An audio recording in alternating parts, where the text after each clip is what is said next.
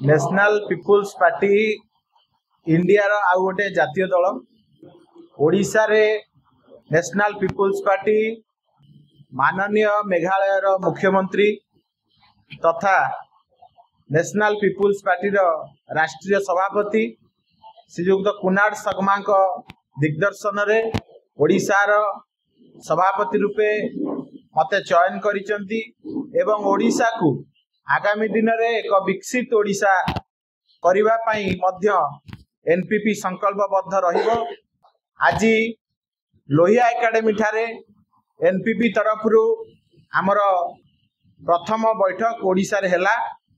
जो बंधु माने ओडिशा रो अन्य राजनीतिक दल रे रहिकी अणनिश्वासी हेई गलेनी, कथा कहिबा को सुजोग मिलुनी, काम करिबा को सुजोग मिलुनी, से बंधु माने दीर्घ 15-20 दिन हेला हमको जोगाजोग करथिले कि भाई एनपीपी भली गोटे जुगांतकारी पदक्षेप नहीं आगु को काम करिबा को आसीथिबा पार्टी को आमे ओडिशा रे काम करिबा पई चाहूचु।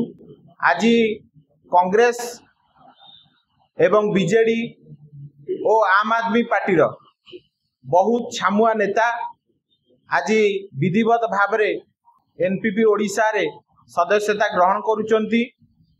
ये तो आरंभ मात्र। आगामी दिन रे आमे ओडिशा रो मयूरभंज रु मालकानगिरी एवं बरगढ़ रु बरहमपुर जो रणनीति प्रस्तुत आमे करिचु। ओडिशा रे जहा आमे आगुरु सुनिथिले जानिथिले जे ओडिशा रे माँ माने असुरक्षित अछंती। आम एजेंडा रहिबो ओडिशा रे माँ को सम्मान, गाँ को काम, मुंड को छात, पेट को भात एवं पिला मानक उज्जवल भविष्यत।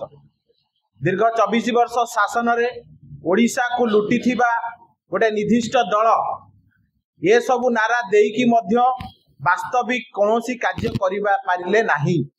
तेणु एनपीपी वर्तमान ओडिशा रो सरकार मोहन सरकार जो स्वच्छ शासन चली आमे मोहन सरकार सहित ओडिशा सरकार को पूरा सहयोग करी आगामी दिन रे ओडिशा रे एक जो विकसित ओडिशा रो स्वप्न देखिचंती। ओडिशा सरकार 2036 मसीहा रे ओडिशा को विकसित ओडिशा करिवा पाई जो स्वप्न देखिचंती एनपीपी दृढ़ एवं पूर्णतार सहित एनपीपी समर्थन दउची एवं आगामी दिन रे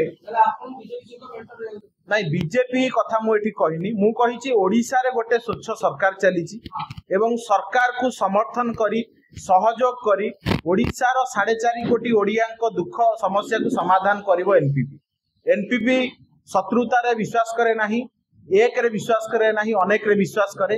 एकतार सहित ओडिशा रे ओडिया स्वार्थ पई ओडिशावासी स्वार्थ पई एनपीपी आगामी दिन रे ढाल हे ठिया हबो। एनपीपी रो प्रत्येक सदस्य गाँ गहली रे एवं पुरपल्ली रे लोक मान को सचेतन करेबे। आम चिन्ह होउची बही चिन्ह।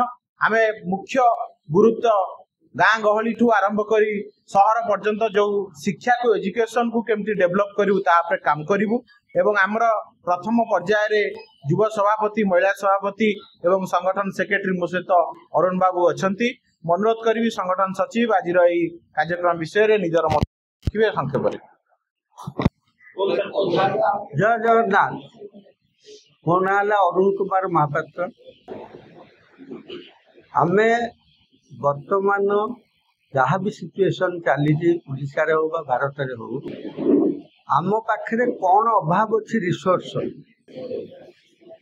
भारत रे हाईएस्ट रिसोर्स जेहेतु ये रामर देश, ये श्यामर देश, एथिरे कौनसी प्रकार आमको रिसोर्स रो अभाव ना।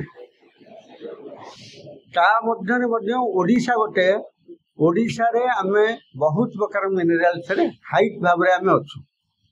तथापि आमे काउं पय अवहेलित होइछु, कोन पय आमे अवहेलित होउ। साधारण मु गोटे उदाहरण दउची आपण मानकु। हाईएस्ट बक्साइट आम पाखे अछि, हाईएस्ट बक्साइट गोटे उदाहरण दउची आपनको। लांजीगढ़ रे आम पाखे 90 लाख टन बक्साइट अछि मौजूद, जोटा कि माउंटेन व्यू रे। गंधमार्दन रे आम पाखे अछि 2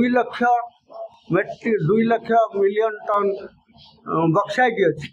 एते रिसोर्स था कि आमे माने कौन पैका दिनकू दिन ओडिशा कहीं अनुन्नत होउची तेणु ताकू आमे से जो आमे बद्ध आमे शपथ नहीं गोटे नुआ नेशनल पार्टी आमे सहयोग करी एवं ओडिशा को आगो नवा